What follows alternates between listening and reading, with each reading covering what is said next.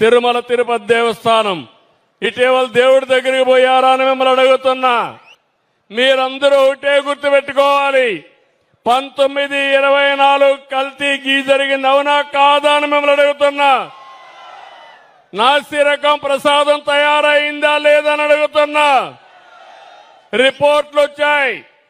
కడాన దేవునికి ఇచ్చే గీలో కూడా అనిమల్ ఫ్యాట్ ఉందని, లేకుంటే ఇలాంటివన్నీ పెట్టి కెమికల్స్ అన్ని మిక్స్ చేశారని. మనల్ని కాపాడాడంటే ఆ వెంకటేశ్వర స్వామి మనల్ని కాపాడాడు తప్ప ఇంకోటి కాదు. అలాంటి పరిపాలన జరిగింది. నన్ను కూడా కాపాడింది సాక్షాత్తు వెంకటేశ్వర స్వామి. ఆ రోజు నా మీద దాడి జరిగితే అలాంటి అపచారాన్ని మనం అందరం కూడా క్షమిస్తామా తమ్ముళ్ళు అని మిమ్మల్ని అడుగుతున్నా. మీరు ఫాలో అవుతున్నారా అని మిమ్మల్ని అడుగుతున్నా.